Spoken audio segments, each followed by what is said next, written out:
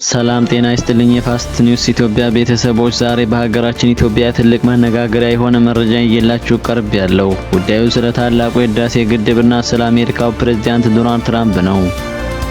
ትራምፕ በህዳሴው ግድብ ዙሪያ የላኩት ደብዳቤ ለምን ግብጽን ብቻ ከበረ?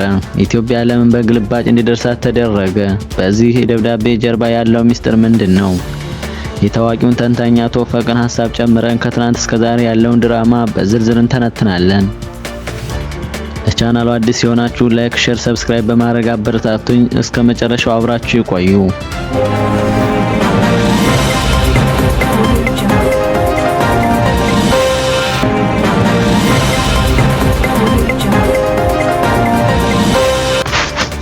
የትራምፕ እና የአልሲሲ ሚስጥራዊ ወዳጅነት።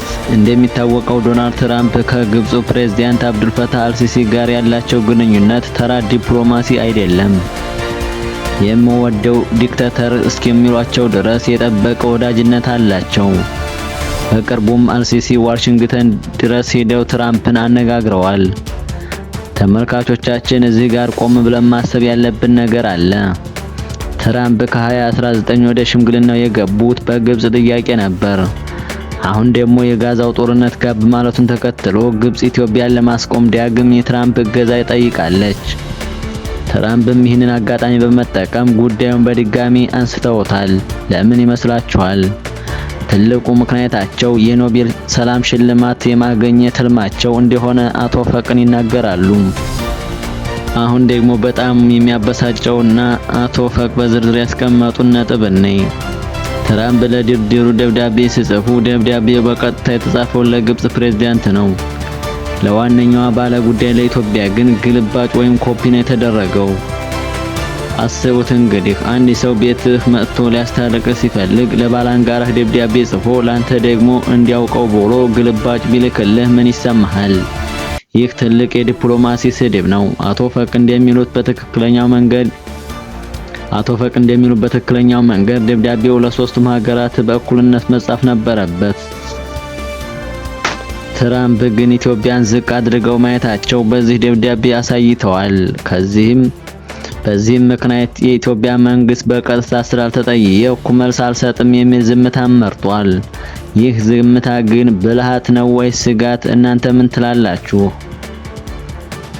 ሌላ ግራ የሚያጋባው ነጥብ በደብዳቤ ላይ ሳውዲ አረቢያ እና የተባበሩት አረብ ኤሚሬትስ በግልባጭ እንዲያውቁት መደረጉ ነው።